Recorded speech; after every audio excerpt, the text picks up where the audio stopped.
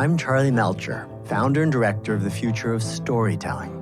Welcome back to the FoST podcast. My guest on today's episode is my good friend, Brent Bushnell. Brent is the chairman and co-founder of Two Bit Circus, an experiential entertainment company based in LA. Alongside offering their creative services to some of the world's biggest brands, Two Bit Circus is currently building a network of micro amusement parks featuring indie arcade games, escape rooms, free-roaming virtual reality, robot bartenders, and much, much more. What I love about Brent is his childlike enthusiasm about everything interactive and participatory. He's the only person I know who's more excited about this stuff than I am. And I should add, he's not just more enthusiastic, he's probably the only person in the world to hold triple degrees in electric engineering, computer science, and clowning. Brent's life work is creating exciting experiences that push the limits of storytelling and technology to bring people together in meaningful ways. I had a ton of fun talking with Brent, and I hope you'll enjoy our conversation.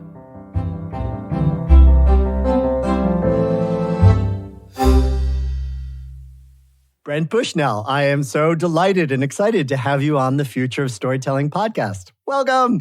Charlie, thank you so much for having me. You know what a super fan I am of you and everything you do. It's a real honor to be here.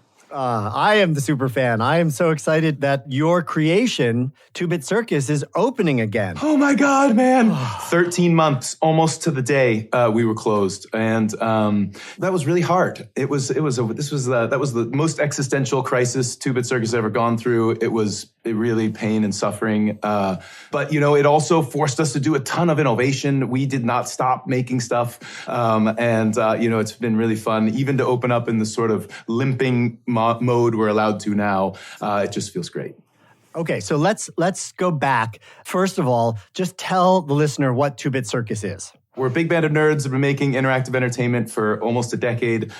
We love live experience, new technology. A couple of years ago, 2018, we finally put all that stuff in one place, what we call a micro amusement park. It's a 40,000 square foot interactive entertainment complex in the middle of downtown Los Angeles. We just made up the term a micro amusement park. It's got, a carnival midway, whole high-tech carnival midway, a modern arcade, a virtual reality arena, a 100-seat interactive game show theater, and then a full bar and restaurant, and even a robot bartender. And it is beautiful. I have been there. I was considering myself one of the lucky ones to get in before COVID hit, and it's just a dream. Like you could spend days in there and not do it all and have so much fun doing it. What you saw wasn't even finished. We still have a lot of extra space. What we built down here is a prototype to be able to replicate across the country. It is not accidentally one floor of a department store.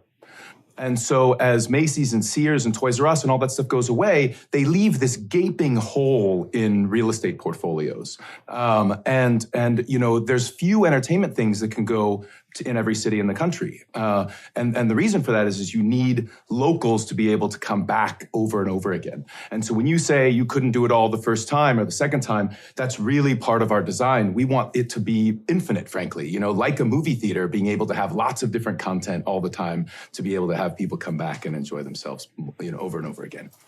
Okay, so now I'm going to ask you to go back even farther, right? Which is you come to this naturally. Like how people say like it's in your blood. Like it is so in your blood. I had a terrible childhood, really terrible childhood. Yeah, my dad's a big nerd. He founded Atari, and then out of Atari grew Chuck E. Cheese, which literally came out of Atari Labs. It was a way for them to kind of get direct to consumer with their games. They were selling all these games to third-party operators. An arcade game, and they'd sell the arcade game for a couple grand, and over the life of the arcade game, it'd make 40 grand. You'd have to be an accounting whiz to figure out that if they could, go direct to the consumer with those games, that they had a lot more money to make. So that was where Chuck E. Cheese came from.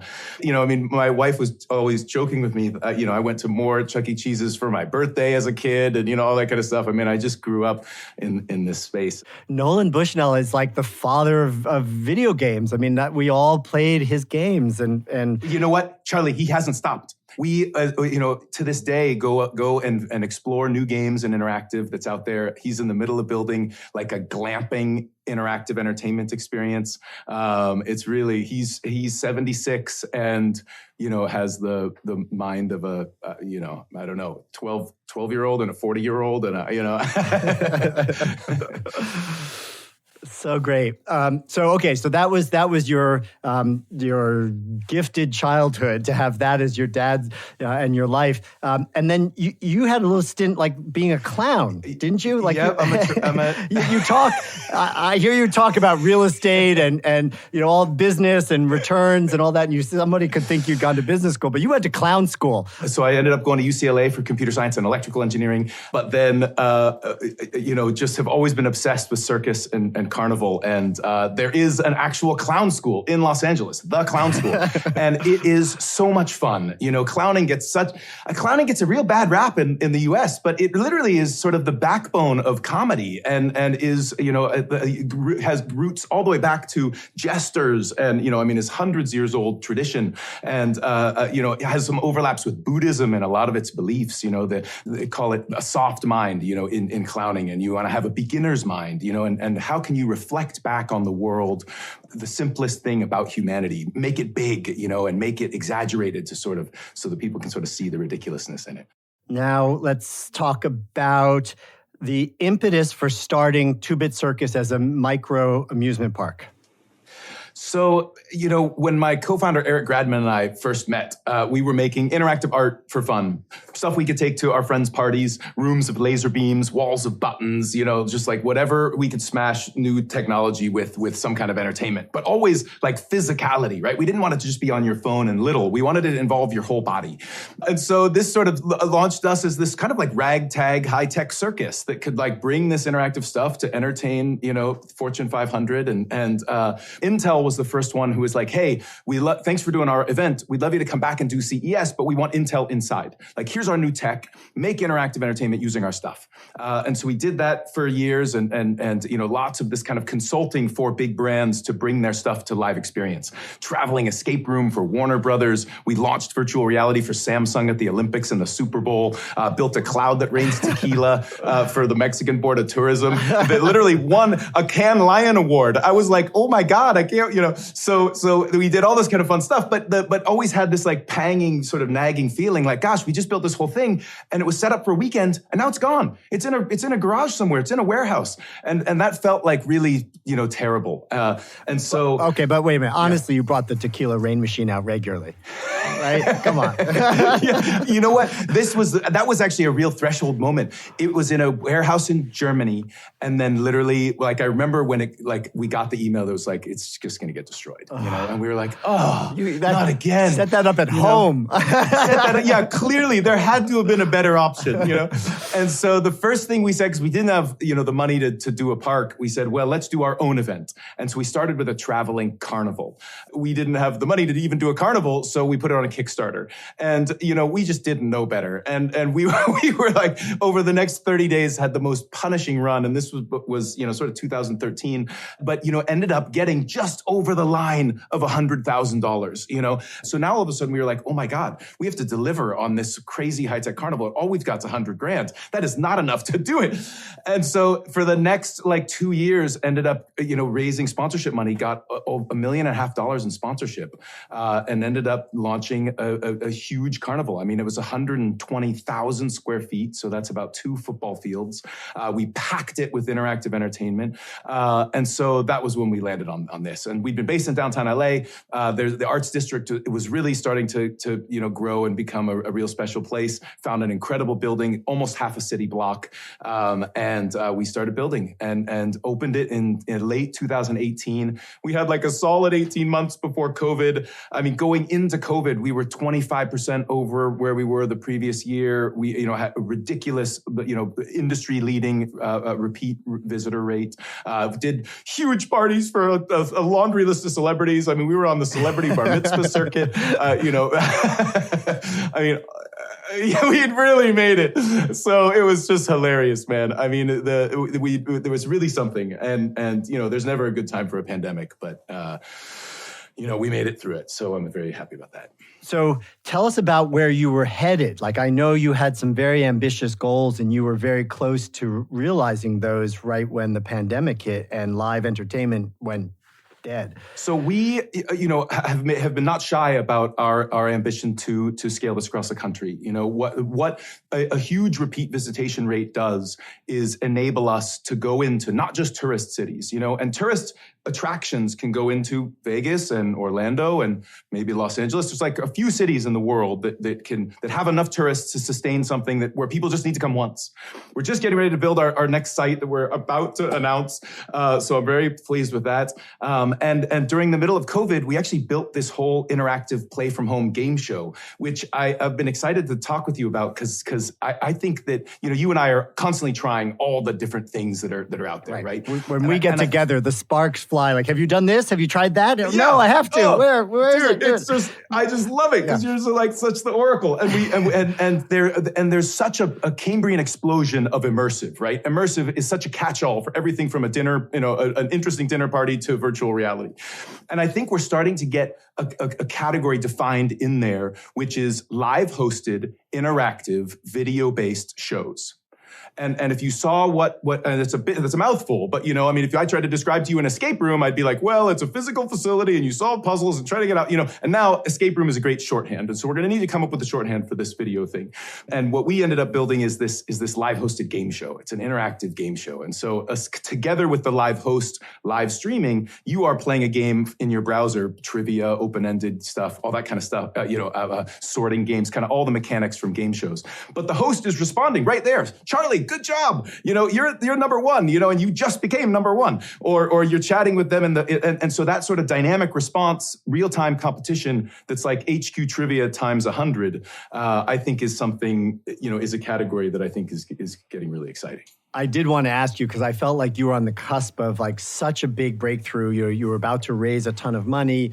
You were just about to sign leases in cities all over the country.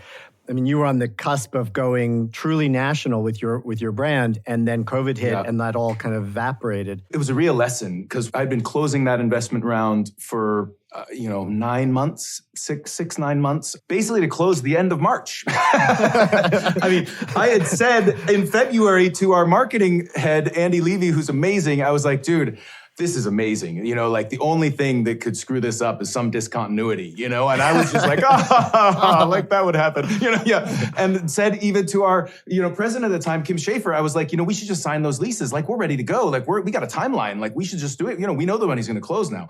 And sure enough, like something like that could happen at that time. So we were, it was brutal. It has forced Two Bit to figure out, to lean itself. It has forced us to come up with new ways to entertain. I really think the hybrid model is part of the future.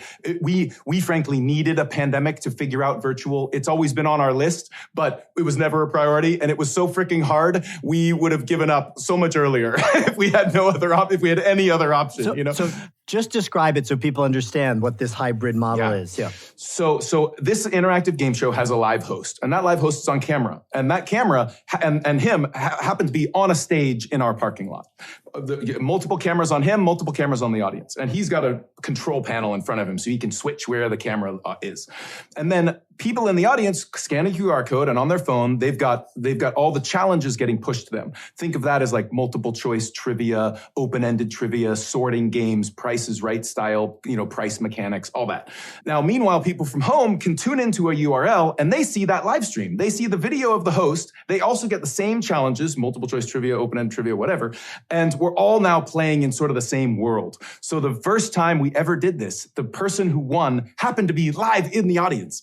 The person that won last night was remote, out, like in Jersey or something, Right. And so, like all of a sudden, this, the hybrid of you could come live and sort of be there in the audience, just like classic game shows of old, or you can play right along with everybody else from the comfort of your home. Right. And that's been the promise ever since any of us sat in front of a television watching a game show was like, how do I play while this is happening? And so we really wanted to create a way where you could give everybody even a tiny taste of it, even if it wasn't a full thing. And in fact, built in the ability to invite someone to come up on Zoom. Charlie, you're in the lead. Join us on Zoom. You're going to compete against, you won, congratulations. And so that part, being able to sort of give people that microseconds of fame, has been a real fun, journey for us. Right. That's so great. I mean, over the last years we've been doing this podcast, we've had a number of people come in to talk about how they were adapting to telling stories and engaging with their audience virtually. And one of the things that people talked about it being a positive, obviously there were a lot of negatives, particularly for people who are used to doing live performance. But the positive was that they could have access to an audience that was so much greater. Catherine Burns from The Moth couldn't get 10,000 people to come into a little, auditorium and listen to a live Moth show, but now she could from people all over the world. So you figured out literally how to be able to bring both of the intimacy and the sense of being there with other people that's part of live, and let an audience around the world in different time zones, different locations be able to participate. And you nailed it, Charlie. And it's really interesting because I think I've seen this with a lot of conferences too, where they had live and maybe 5,000 people would come live for their conference and listen to the speakers and go to the dinners and all the stuff. And then they were like, okay, we're going to do this one virtually. And they get 15,000, 20,000, right? People who maybe never would have come otherwise. And that in the future, it'll be both, you come for the full, and you can imagine this sort of continuum of immersion, the super high, most immersive version where you get the sights and the sounds and the late nights, all the way down to the comfort of your cell phone. I mean, one of the things I always say is that I love to let each medium do what it does best. And I think what we're going to go into now is a period of really starting to understand. I mean, I've talked about that in the context of new media coming in and threatening old media. When the television came and radio was like, oh no, radio's dead. Radio's not dead, but radio's had to figure out what was really special about radio to make room for television doing what television could do. We're going to go through some real learnings now, I think, and any for sure, any insights you have, like for live events that are virtual versus live events that are live, or.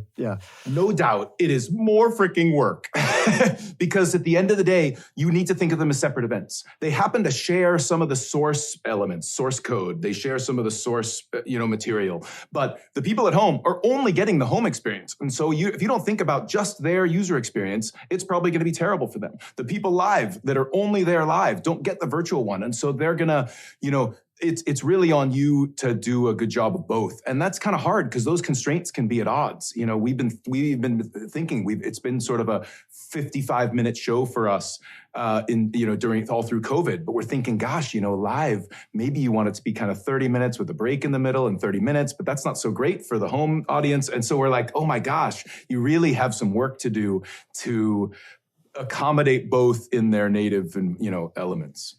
So what are you thinking is the future right now for live entertainment experiences coming out of COVID? I'm such an optimist, so I should almost preface, anything I'm going to say with that. We all saw in the throes of COVID just how important social is to us, right? How wonderful it is. And, I went to a dinner party a couple nights ago. Everybody signed that they'd been vaccinated, and it was so much front-loaded friction to get to the point where we were 20 people in a room, but it was like amazing, the ability to have sidebar conversations and not have one person on the, on the platform, and, being able to just, all of the beauties of live was just so on display, and we were all giddy. And so I think that we've been reminded of how great that is. And so I think we're going to see a lot of incredible stuff, coming out. The things that made it, are coming back with a bang. I don't know if you tried to book a hotel almost anywhere right now, but it is just the golden age of travel, is coming. I think on the back of, crazy discontinuities like this, as heart-wrenching as, the decimation that went through the restaurant scene and a lot of the industries that were most impacted, means that there's a lot of assets out there ready to be repurposed, right? I had an interesting call with a mall owner a couple days ago who was like, listen, we will give you space for free with a full built out kitchen, everything, make it a business, and then we'll figure it out. that's, as an entrepreneur, that's a freaking incredible opportunity, you know? And so how many other entrepreneurs are out there right now being like, God, I've always wanted to start my own business. I've always wanted to get into immersive. I've always wanted to do something. There's never a better time than right now when things are, when people are coming back and there's a ton of fallow assets looking to be monetized. I remember recently we had Vince Cadluback on the podcast. He's the co-founder and director of Meow Wolf, and he reminded us that it was out of the Spanish flu that not only did the Roaring '20s come out of that, where people were so excited to go out and have fun, but also the birth of the amusement park was kind of a response from that period of having been isolated. And I'm so excited to see what's the modern day amusement park. It's part of the reason why we had you on the show, because I think maybe the answer is yours, but what's the equivalent of that for 2021 and the next 10 years or beyond? It's really exciting to think about it and to try to see the examples, find the examples. And as we look at the future of retail, everybody talks about the retail apocalypse, and that is far too extreme, right? Retail is going through a huge change. And the change is that it's all going to be stuff that requires your body. Right? You can't order a haircut on Amazon, right? You can't go to a CrossFit class, over the internet, you can through Peloton, but the social side of the community of around, something like a CrossFit, co-working, co-working is just going to absolutely explode in the wake of the collapse of the office space. People still want to be able to work together, but at least for Two Bit, we're going to get together 2 days a week, and it's going to be for the real important FaceTime, creative brainstorming stuff where we want to be in the same space. But that doesn't need to be in an office. That could be freaking at an amusement park. That is your office.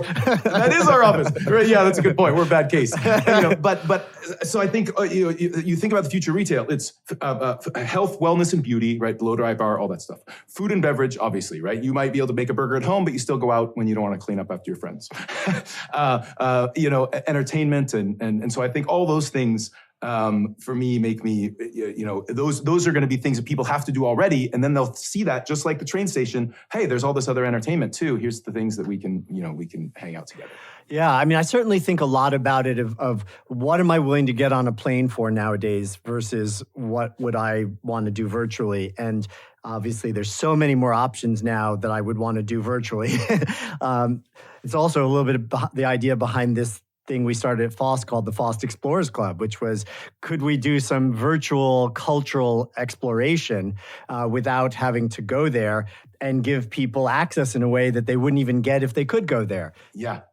And Charlie, you guys nailed it. It really has been, it's really felt like a community, even though we've not met any of these people in person. You have crafted something very magical, and it feels like we're on an adventure together. And here's the one thing, though, that I feel like I miss with the virtual meetings or sort of virtual travel, and that is the sense of serendipity. The surprise, the unexpected disruption, the thing. I haven't thought about it, but I'm not running around New York for meetings anymore. So I'm not seeing things on the sides of buses or in the windows of stores or on taxis or bumping into somebody that I vaguely knew from high school. Or there's a lot of that's lost, and I do particularly. I wonder what your thoughts on this, Brent, because you're somebody who I know is always open to serendipity, lives for some good surprise and delight. My wife and I were walking home from dinner a couple nights ago, and I turned us down this back alley, because it was a road we hadn't taken before. And she was like, really? We're going to get novel experience here, down this back alley.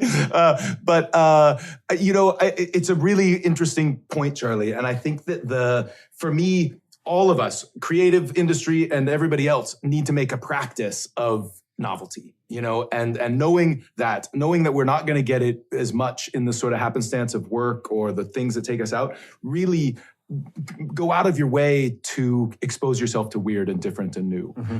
I really think about this in the role of inspiration for creative people. I think sometimes we undervalue the need for that stream of new inspiration, of new things, of being able to then ultimately take those things and make connections and apply them in a wholly new position or place. And I'm wondering if that's going to become a bigger part of the experience for entertainment, for immersive entertainment. I mean, I think about the thrill of being in a Punch Drunk performance or in a LARP and getting to play a role that's completely different than the one than the body I inhabit.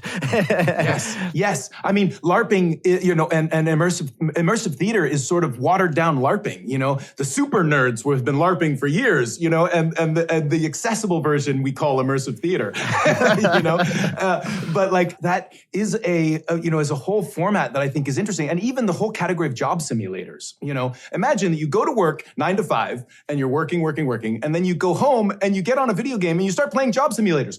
Games that are other people's jobs, Overcooked is an entire, kitchen game. I always thought that was just amazing. There's an Airbnb in Scotland. Did you? I was going to just say this.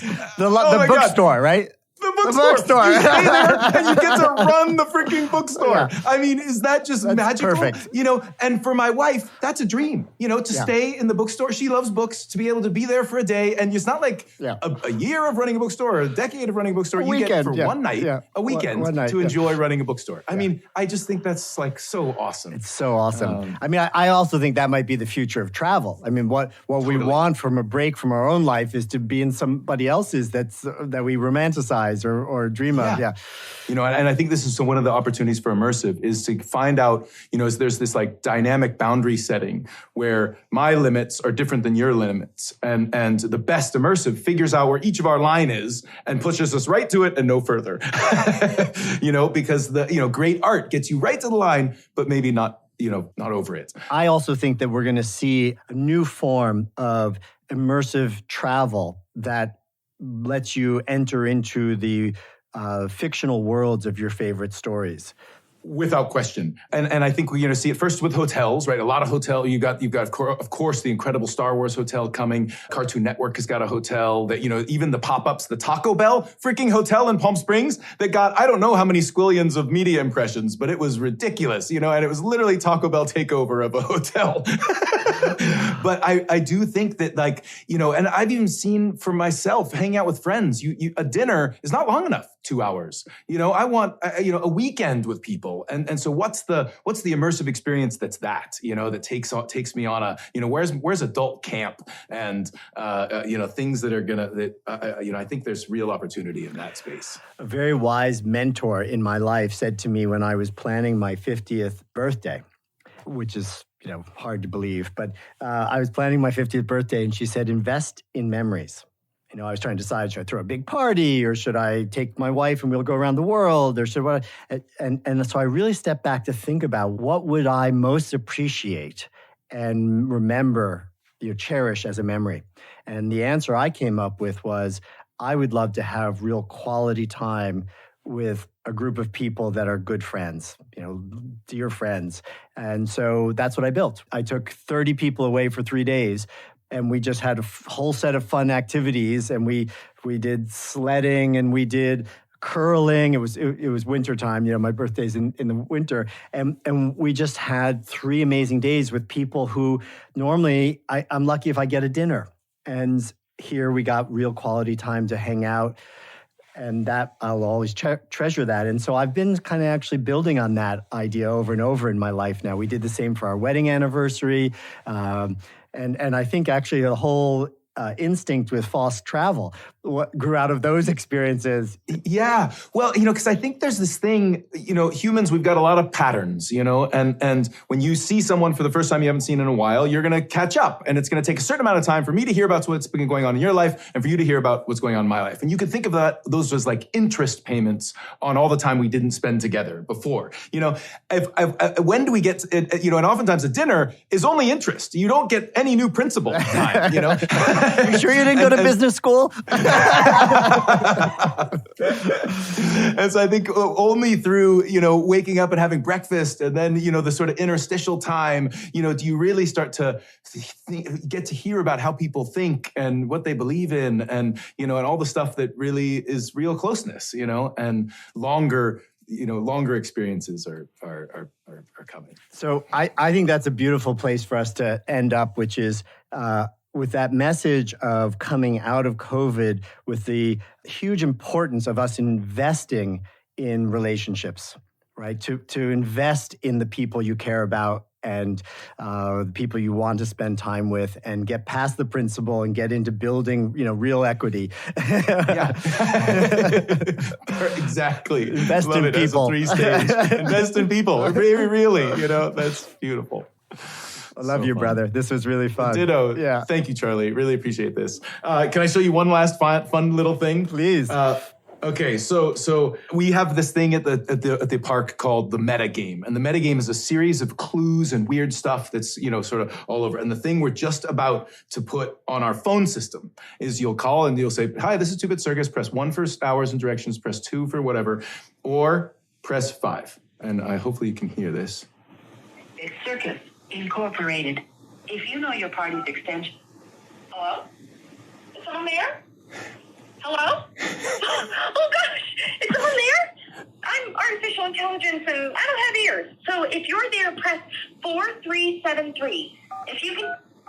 Okay, so I won't go further than that. But that is the incredible Amber Justman, super theater nerd and wonderful. But this is the beginning of an experience that starts in our phone tree and then leads all over. And so we're just getting ready to launch that. And I've been so obsessing over it. I just had to show you. Oh, it's so fun. So that will be a immersive experience that plays through 2-bit or all through LA or... Good question. You'll have to go down that rabbit hole to find out. Yeah. Yes. So fun. No rabbit hole is very fun with a map.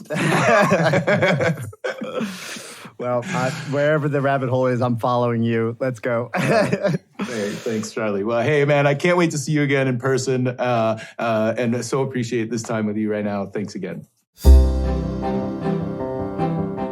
It's always fun nerding out with Brent Bushnell.